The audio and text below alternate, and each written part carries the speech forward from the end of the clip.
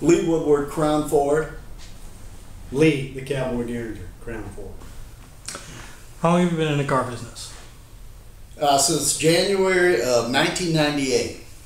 What jobs have you done? I started out as a sales professional. From there, I moved into the finance position. Held that for 2.5 years. After that, I went to the trained for 7 years, and from that time on, I was a desk manager. Didn't you? January of 2005. Started out as a salesperson. We started a subprime finance department in 2007. Headed that up and did that for about a year, and then have been a trading manager and a desk manager. What do you think is the biggest change in the car business? Definitely the internet. And Definitely the internet. How do you think the internet has changed the car buying experience? What it has done is it's kind of role reversal. Instead of us selling someone a car, people are now buying a car. And what I mean by that, they have all the information when they come in. They go online, they got a general idea what the car should cost, what their trade is worth, what the interest rate is. They can go on to a calculator and find out exactly what their payments are. So when they come in, they're full of information. So now we just simply help them with their buying process. Do you have anything to add to that? Just that the internet has made it more time saving for the consumer.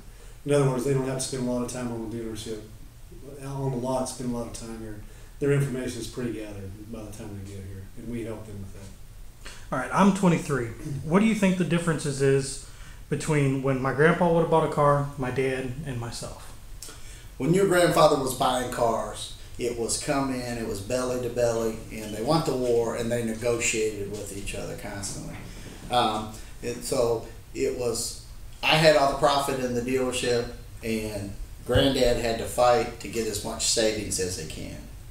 Your dad's generation, they started coming out with rebates, and the rebate was given to them as the form of cash, so they didn't have to fight for all of that. However, they still believed that that money was still, that they could fight like their dad did and get those big savings in addition to the rebate. And I think when you buy a car with the internet and the information that's provided to you, you can see that there's not that much markup in the cars, that they're actually taking that markup, cutting it down, and giving it back to you in the form of a rebate. So you walk in with a down payment.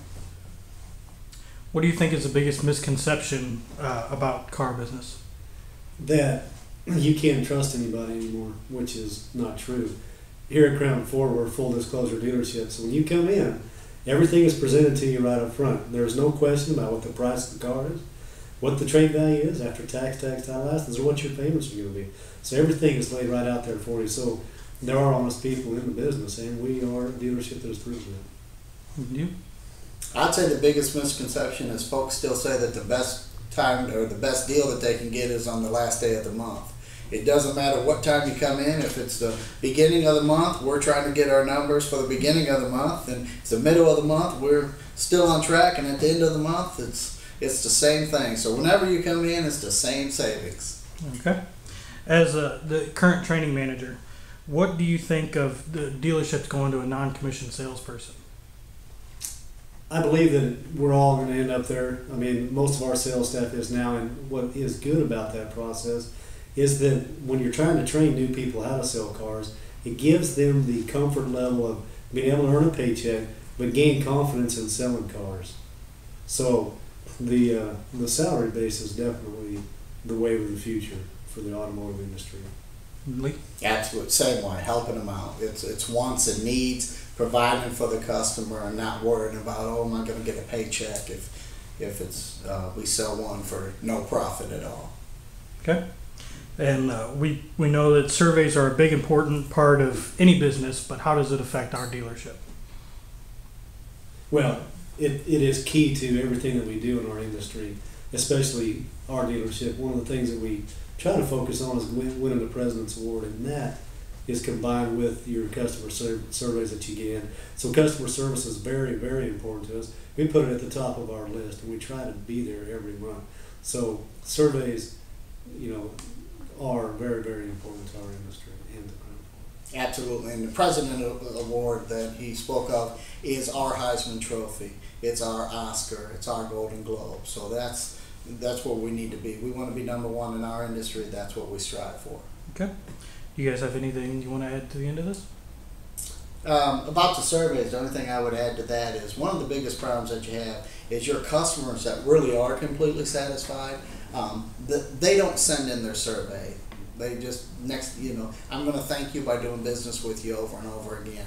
And we need those folks to send in their surveys, tell us what a great job we're doing, in addition to somebody that might be upset and want to do that. And it's a great business. It's changed a lot since I've been in it, and but it's a wonderful place to be in, a wonderful industry to be in, and Crown Ford is definitely the best place to be in that business at.